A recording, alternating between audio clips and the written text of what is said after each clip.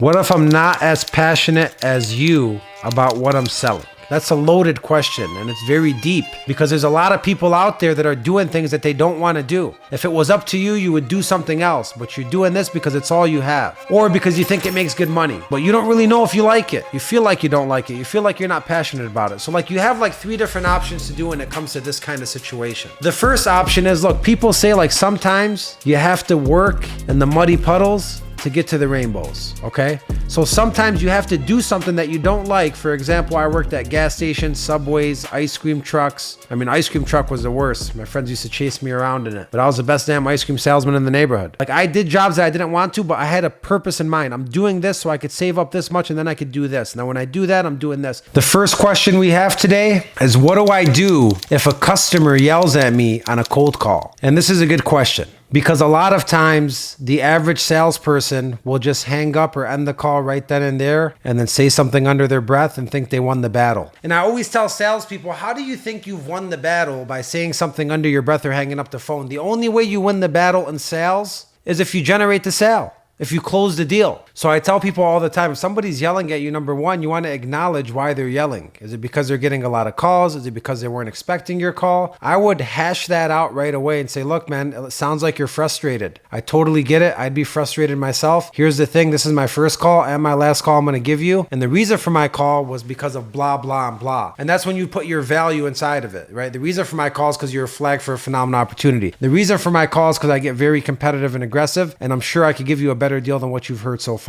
The reason for my call is because it's a crazy world we're living in, and here's a product or service that I have. So I would acknowledge them when they're upset and then go straight into telling them why you're calling and pivoting and taking control. The 3 steps that I give people for a good introduction is acknowledge / squash the objection if there is an objection. And then number 2, provide value, relevant value, whatever you're selling, whatever the lead is, whatever the kind of client you're calling is. You want to provide relevant value to them. And then you want to pivot at the last breath of your last sentence and take control. So the way it would sound, let's just do a lead by example. Lead by answer says, hey, you motherfucker. Why are you calling me? I say, hey man, sounds like you're totally, frustrated, upset. I get it, man. I'm not trying to ruin your day. This is my first time calling you, my last time calling you. You're a flag for a phenomenal opportunity. It's a very important time in the world today to leverage cash. What were you looking to get accomplished? I'm not going to waste any of your time. That's me acknowledging, squashing the objection by saying it's my first and last call, telling them there's value here, and then pivoting and saying, what were you trying to accomplish? So when you put it into that routine or that formula, it tells the client all right, this guy gets it. He's not here to waste my time. And he's asking me a direct question. So their brain shifts to that question. If it's a realtor that I'm calling and he says, yeah, man, I'm not interested. I have somebody, send me an email. I say, yeah, man, I definitely know you're not interested. And I definitely know you have somebody. And I wasn't calling to actually take that somebody from you. I was actually just calling to spend 2 minutes here asking you a question that I think is going to be very valuable to you. And then I ask that question because I'm expecting the realtor to say that already. So I think a lot of times in sales, you're going to get upset clients regardless of what you do, what you sell, or who you're talking to. The question is, how do you acknowledge it, squash it, provide value, and then pivot and take control right away? And if you could get good at doing that, you'll have less responses. And then to even take it a level further, I did a training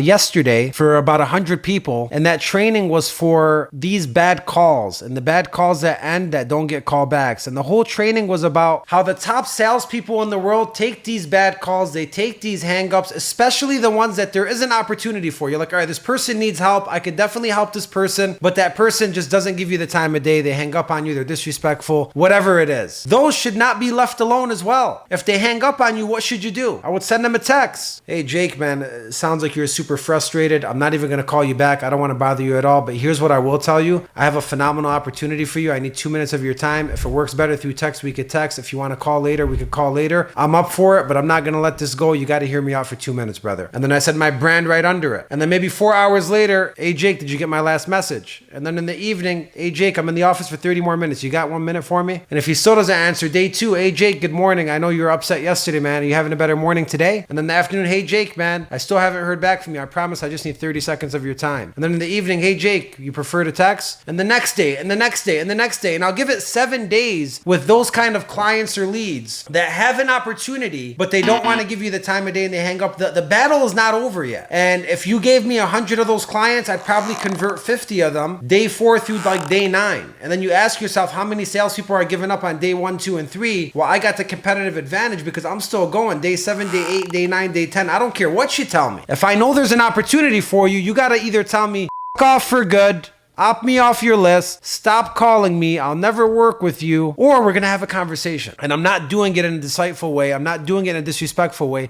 I'm holding in my pride with every single message I send. And I'm trying my best to be very professional, very polite, put my pride aside, and almost make the client feel bad for me. Like, damn, this guy really is trying. Maybe this guy does have something. Like, this is the kind of self-talk I want to be happening in the client's head that was rude or disrespectful to me or that hung up on me. And then there's also like getting creative, right? There's also like sending a meme, still waiting for you in the desert, right? There's also like sending a video like, hey, I wanted to put a face behind the voice and show you exactly who I am. I'm not here to waste your time. Give me 30 seconds. There's also sending a voice note. There's also sending a photo. Like, there's so many different things you could do and levels to this shit to get somebody to answer you or convert. I would ask you, how many of those things are you doing? And I did a whole training for an hour on this one topic, going to these leads that nobody called back, but there was an opportunity for, and just juicing them, texting, emailing, calling, getting creative 2-3 times a day. And the responses start coming in and the conversion starts coming in. So that's what I'd say to rude or disrespectful clients. Anyone that yells at you, I would put your pride on the side, acknowledge their feelings, tell them they're right, tell them exactly why you're calling with value, pivot and take control right away. And if it doesn't work then, the battle's not over. Text them, email them, get creative. When you like deny a client or deny a lead or you stop calling somebody, you better be able to look to the left and look to the right and say, nobody else in the world would have converted this. Therefore, it's time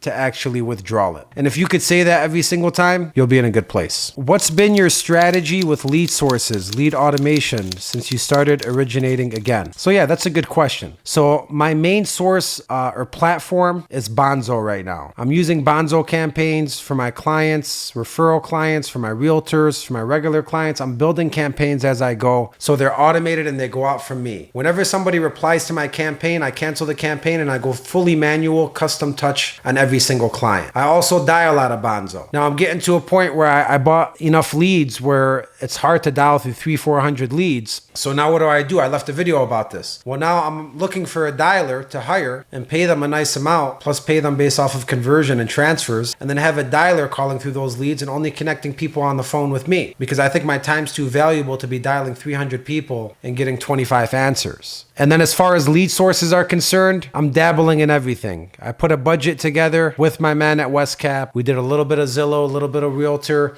a little bit of the realtors I already know. I use my phone book, a little bit of Lending Tree, a little bit of Lendilio, lower my bills. We got like 7-8 lead sources. We put a little bit in each, and I'm just dabbling in it all. I'm tracking conversion. After 30 days, I'll know which one I like, which one I don't like. And that's the way I always suggest that you should start. So hopefully that answers your question. People hang up on you. Do you chalk that up as a loss, or do you continue trying? Well, like I just talked about, when somebody hangs up on you, that's where the sale starts. I tell salespeople, like, when does your job start? Your job starts when you get the objection. If sales meant selling people your product or service that wanted your product or service, it wouldn't be called sales. You see, the whole point of sales is influence and persuasion. So if somebody tells you no or they hang up, in my eyes, a great salesperson looks at that and says, job just started. Let's go. Now, what do I do to turn this no, turn this hang up into a yes? How could I be creative? How could I do something different than everybody else? And those are the ones that I'm eager to enroll, because those are the ones that feel good as a salesperson. And a lot of salespeople look for the cherries. I don't want the cherries. I want the rotten tomatoes. Give me the coldest leads ever. Give me the clients that nobody's able to convert, and let me show you what I do with them. Because if you could do good with those leads, just like Rocky Balboa training in Russia for the fight, he trained somewhere that was difficult, more difficult than everywhere else, because he wanted to raise his standards. He wanted to build his strength. He wanted to be stronger. So if I can convert the toughest lead, what happens when I get an easy lead? So I'm always trying to attack adversity. And we talk about that all the time in our mindset talks. Do you run from adversity or do you run towards adversity? And these tough clients, these hangups, I look at that as adversity. You need to run towards them every single time. How do I not cross the line of being an annoying salesperson, but still follow up and stay consistent? Now, first of all, let me address the word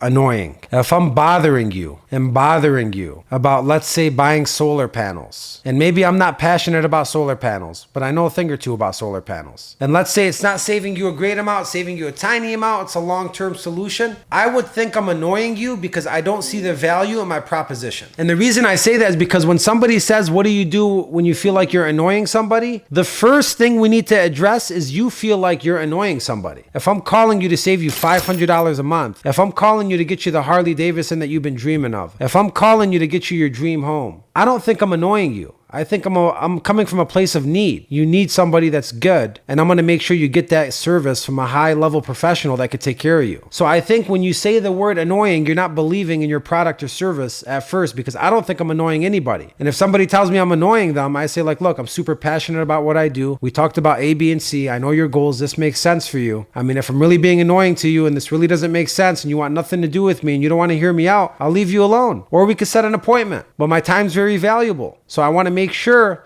that we're on the same page with this. And then a lot of times you build a relationship through the follow-up. Like somebody hangs up on me, okay? Then I text them and I say like, hey, you hung up. I get it. You're probably getting blown up with phone calls. Maybe you weren't expecting this call. I wasn't trying to bother you at all. Just wanted to put a face behind, the voice. Here's a picture of me and my family. Here's who I work for. Here's what I do. And here's why I'm special. Then I send them a message later on. Hey, I know you hung up earlier in the morning. I'm about to leave the office. You got a minute? And the client replies back. They're like, no, I'm at my son's soccer game. All right. I just got one point because I learned something new about the client. They have a son, and their son's in soccer. So what do I do the next day in the morning? Hey, Jake, how'd the soccer game go? Now the whole message turned into how'd the soccer game go? Is he going to be an asshole and not answer me when I'm checking up on his son's soccer game? So now he might say like, it was good. They won. Awesome, man. How many kids do you have? And like now I'm building a relationship through the follow-up that you thought was annoying. And that happens so many times where I follow up with the client all through text maybe for 6, 7, 8, 9 days. And by the 9th day, I know like 20 facts about them just through the text messages. So as you're calling these clients with passion and purpose, and of course, you have to have emotional intelligence, right? If somebody says that they have a funeral, if somebody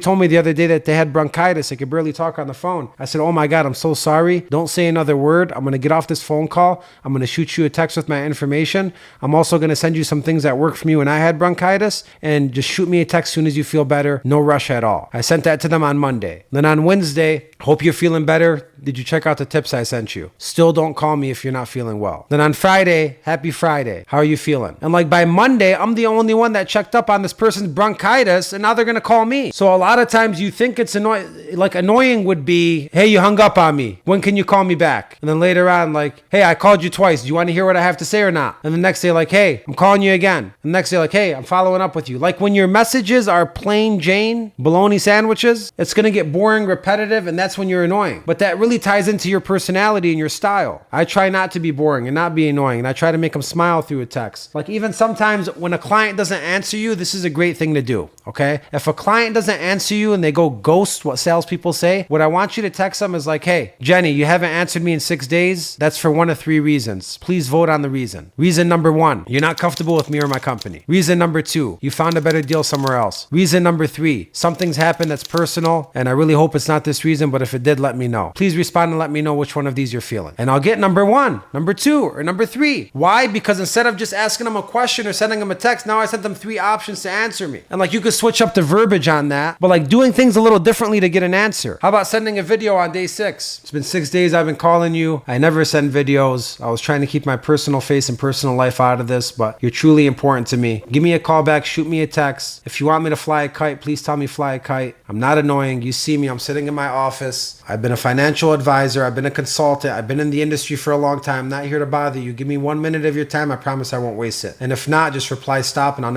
never call you again. And like I'll put my phone down and send that to him. Like there's all these different creative out of the box things we could do. How many of these things are we doing is what I'll ask. Are you setting tasks through Bonzo for follow-ups or pre-sending them to stay organized? So for those of you that are listening that are not familiar with Bonzo, Bonzo is just a platform that you could text your clients on. It gives you a phone number. You could send emails, mass campaigns, things like that. So it's a cool feature. It is a little costly, but it's worth it. I haven't really found much that's better than it yet, but I'm still in the market. And to answer your question, I set up a Bonzo campaign that's automated for every single client. As soon as I send in the email with the client's information, the campaign starts. Oh, I think I get your question. Your question's for follow-up setting tasks. Yeah, so for follow-up, I do set a task. What I do, not really a task, but there's an option on Bonzo where you could delay the message. I'll send the message on Wednesday. Hey, how's it going? Is your throat getting better? Then I'll send another message on Friday. So I'll delay the messages so they send out and they pop up in my feed and I remember them. That's one thing. The only thing I'm setting tasks for in Bonzo is future appointments. You know, somebody that I couldn't really help today or they got something going on, they need it in the future.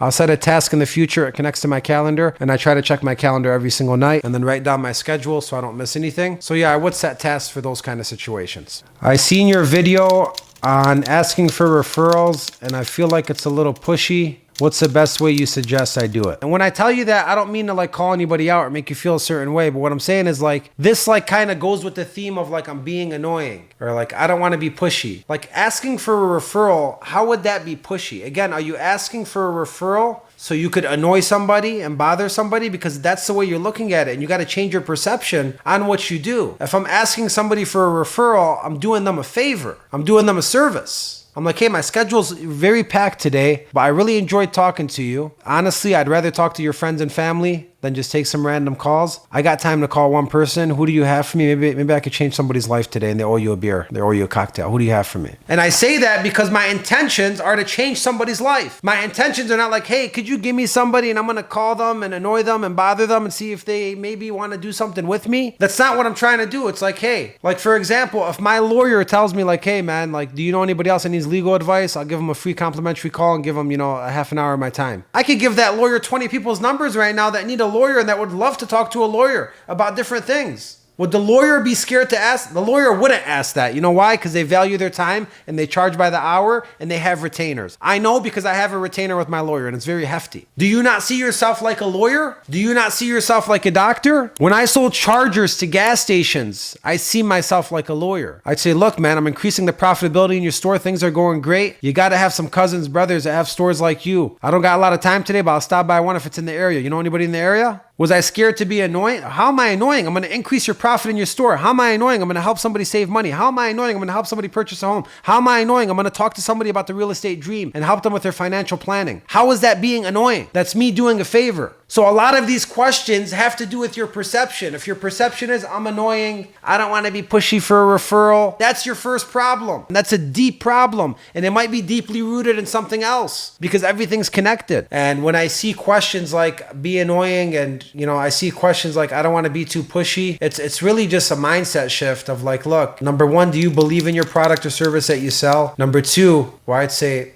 number one, do you believe in yourself? Do you think that you're going to annoy somebody or waste their time? Or do you think you calling a stranger is a benefit to them if you could help them? Number two, do you believe in the actual product or service that you sell? Because my consulting, I've gotten 16 referrals in a row. 16 referrals for 16 companies. I wanted to launch ads. I launched ads for 3 days. I shut them down. I didn't have time to call people. Am I asking for referrals? No. In the beginning I was, and then I started getting referrals. Why? Because the service was there. People's results were changing. So like it comes from belief in yourself, belief in your product or service, and knowing that like you're not going to waste anybody's time. And it also comes from the way you ask things. If you're like, hey, I don't really want to be annoying, but do you have anybody? Like you're already starting it off and putting in the client's head that you're going to be annoying. But if you say it differently, like, hey, I was so happy today I was able to help you and your family. There has to be somebody else, that I could help. Imagine I could do the same exact things for them. Wouldn't that be wonderful? And I mean, let me see my schedule. Maybe in like 30 minutes, I have one more meeting. 30 minutes, I'll call somebody before I leave the office. Who's one person that might need help? And I'm coming to them from a place of service. So that would be my answer. How do you respond to clients on the dialer that are saying they are working with somebody else in the same exact business? And this question, it says mortgage business, already working with somebody else in the mortgage business. Two different ways, okay? I'll give you the answer you don't want to hear first. I've let go of probably 3 or 4 clients myself in the last couple of weeks because I seen the deal they were getting and it was actually a good deal. And it was a lock deal. So number one, there's like bait and switching and stuff like that and there's dirty deals. These weren't dirty deals. This was a legitimate good deal. And I went and I priced it out. I told the lady, look, don't do anything yet. You already got a good program going. I told her it's a good program, but if I could do better, why not? If it's worth the difference, I will let you know. And if not, I'll tell you to stay. Give me 5-10 minutes. Let me see what I could do. And at the end, all I could do is like a half point better, which was like $43 additional a month. And the costs are probably going to be like $2,000 more. I start talking to her about it. Could I have sold it? Yes, I could have sold it. But at the end, I told her, you know what? It's not worth it. I said, it's not worth you pulling out, me waiting for the transfer and all. It's a good deal. Go ahead and do it. Like I had to cut my pockets to even do this for you. And honestly, I would stay exactly where you're at. And that situation where they're actually getting a great deal, and for me to compete with that deal, I'm going to have to really get like down on my knees for it and cut the comp down. I'm going to let them go. But vice versa, if it's something that looks a little fishy, because there's a lot of people that do the sunny side up. If you're a salesperson or you know a salesperson that does the sunny side up, which means they make everything look good up front and they flip the egg on you at the end. It's not a good trait to have. And when I catch that, I call it out. I call it like I see. I say, thank God you showed this to me. There's a lot of holes in this and we're about to address every single one of them. And I'm going to tell you exactly what's going on. So if it's a bad sale from somebody or not the best thing for that client, then I'm going to address that. And then I'm going to take over and pivot away and take over that sale and take them home with certainty. If you don't know what it is, right? They respond and say they're working with somebody already. Then we talked about this earlier. The perfect formula is going to be acknowledge. And listen, I would write this down literally. This formula will get you through every single introduction you ever have. Acknowledge, respond with value, pivot and take control. And there's always like acknowledge slash the objection. So if there's an objection, you want to acknowledge, crack the objection, and then respond with value and then pivot. So again, even if they're working with somebody else in the same industry, I'm going to try to find out exactly what's going on. Now, there's some times where they won't answer the phone call, but they'll text and say, it's already taken care of. I'm already working with somebody. I'll be like, great. I'll never pull you away from somebody unless it made total sense. I've been doing this a long time. Let me at least make sure you're getting the best deal. What are you offered? They say, no, thanks. I'd say, honestly, I'm not really trying to bother you. Just want to make sure you're getting the best deal. What was it? They say, no, thanks. Then I say okay, well, my lowest and best offer that I have today for these 3 types of solutions is A, B, and C. If you weren't offered something this low, please let me know. And if you were, you're in great hands. Have a blessed rest of your day. And why do I do that? I'm sending a 12th round swing to let them know hey, here's what I have. Here's the final nitty gritty that I'm willing to do. Look at that. Look at what you have and make sure that you're hanging up on the right person. Make sure that you're going to stop responding to me with value and make sure that I'm not a scam, because there's a lot of that going on as well. So I guess I answered that question in 3 or 4 different ways. All right, here's another question. What if I'm not as passionate as you about what I'm selling? That's a loaded question, and it's very deep because there's a lot of people out there that are doing things that they don't want to do. If it was up to you, you would do something else, but you're doing this because it's all you have, or because you think it makes good money, but you don't really know if you like it. You feel like you don't like it. You feel like you're not passionate about it. So you have 3 different options to do when it comes to this kind of situation. The first option is, people say sometimes you have to work in the muddy puddles to get to the rainbows, okay? So sometimes you have to do something that you don't like. For example, I worked at gas stations, Subways, ice cream trucks. Ice cream truck was the worst. My friends used to chase me around in it, but I was the best damn ice cream salesman in the neighborhood. I did jobs that I didn't want to, but I had a purpose in mind. I'm doing this so I could save up this much and then I could do this. Now, when I do that, I'm doing this. So number one, if you're not happy with what you're doing in your life, then don't do it for long. Do it very well, even if you have to force yourself to. Fake it till you make it. Fake the passion. Pretend, be the best at it, and make it a tunnel to get you to the next tunnel. That's the number one way that you take care of that. Number 2, find out why you're not passionate about it. What makes you not passionate about it? Maybe you understand it wrong, right? I said, I wasn't passionate about life insurance, but now I'm training companies in life insurance. Why? Because I'm passionate about family and legacy. So I went from, in the beginning, I wasn't passionate because I'm death. I don't really like thinking about death. I wasn't really even thinking about death. I don't like to think about it. It's a hard topic for me to have. I don't like talking to people about death. I like talking about life. And I thought about life insurance that way. And then I started thinking about it as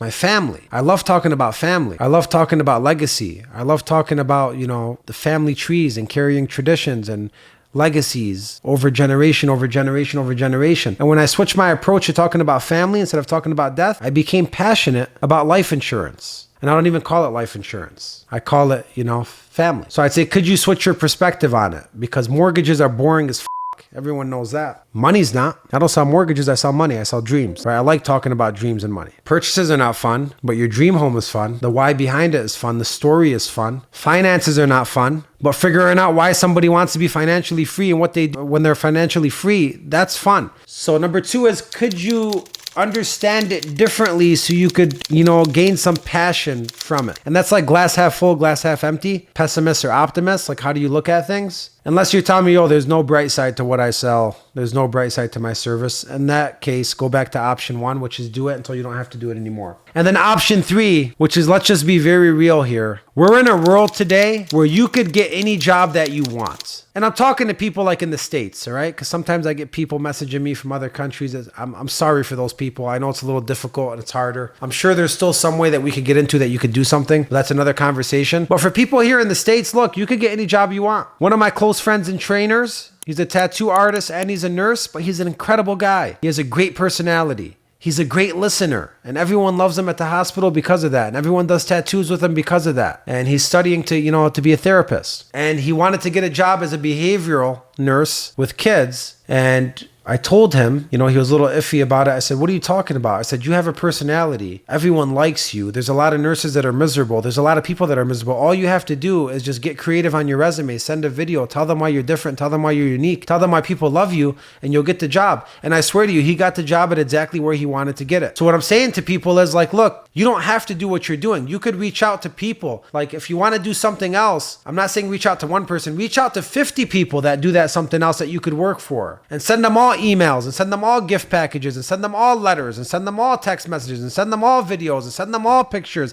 add them all on social media. You'll get the job that you want if you actually go all in and be relentless to get the job that you want. But a lot of times we tell ourselves like, oh, I'm not passionate about this, but it's all I have. It's all you have because it's all you want and it's all you're willing to work for. I could step in your shoes and get you a job in 24 hours, wherever it is that you want. So that would be your third option. Get up, leave what you're doing if you're not passionate about it, and find another job. Or do it while you're trying to find another job and find another job. And stop doing something that you're not passionate about. Next question. How can I sound more confident on the phone and face-to-face?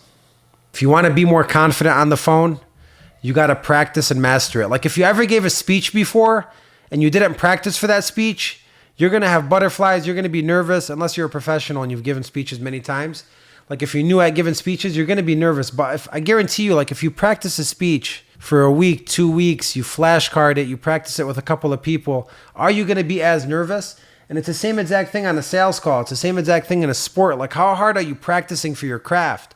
If you're practicing very hard, you would be more confident automatically because you're practicing to be more confident. It's about what you do when nobody's looking. It's not about what you do during the job. It's about what you do off the job. It's about what you do off the tape.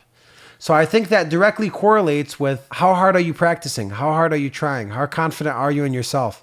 How do you look? How do you feel when you look in the mirror?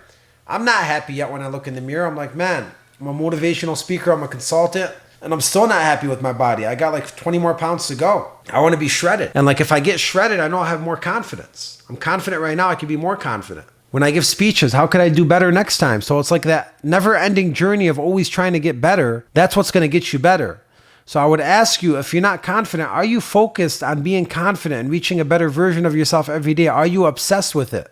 Because usually people that are not confident with something are not obsessed with it. They're not really trying to get better all the time. And I think that goes hand in hand. Here's another question. Who are salespeople that you look up to? Honestly, like right now at West Capital Originating, there's somebody there. I had him on the show. His name is Rami. I mean, the guy's a monster. I mean, he's at like, I think he's at 60 submissions. I think his closing month he's having is over 300,000 in 1 month. I mean, just doing crazy things. Has like 2-3 assistants, buying a bunch of leads from all over the place, working 12, 14 hours a day. He's somebody I look up to, not because of skill, right? Because I've talked to him before. He's great at sales, not taking anything away from his skill.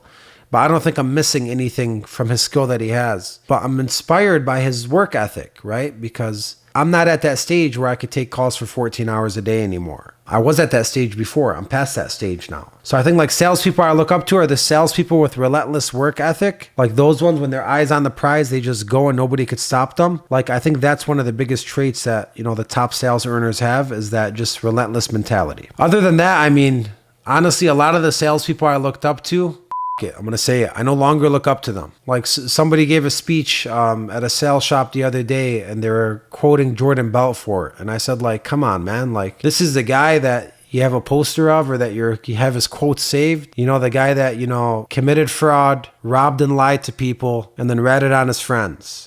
And yeah, the movie was great, Wolf of Wall Street. The movie was great because of Leonardo DiCaprio. The movie wasn't great because of Jordan Belfort. If Leonardo wasn't in that movie, it would have sucked. Leonardo made that movie. But like, that's somebody's sales idol. Like when I listen to that guy and I see that guy's ads and like, I'm like, no, I'm sorry. Grant Cardone, like he was one of the guys I looked up to. I mean, I still give the guy credit. He's in his 60s and he's running harder than me and you. But as far as sales, like, no, he's a little obnoxious and annoying. And he just does it to say like, I'm going to sell you. I'm going to sell you. And I don't like that kind of sale. I want to like change lives, not just sell you. I don't know. I mean, a lot of the salespeople that I looked up to, I really truly believe pound for pound, I think I'm one of the best salespeople.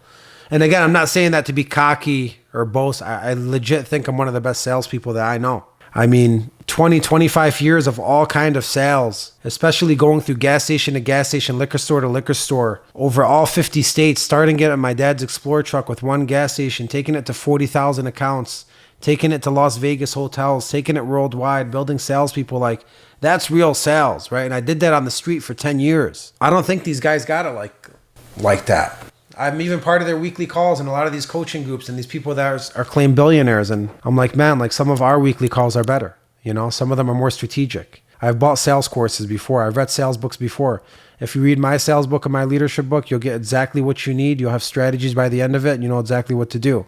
So yeah, I mean, for salespeople I look up to, honestly, I feel like I've grown past a lot of my mentors, and I'm always looking for great salespeople. But right now, the people that I look up to in sales is just people with that great work ethic. I'm like, damn, man, I wish I could work like that right now. I really can't. But I know I have that in me if I wanted to. So hopefully that answers your question. A lot of great things discussed. Thank you guys for being on here. God bless. Have a great rest of your day, great rest of your week, and sell strong, my friends. Thank you.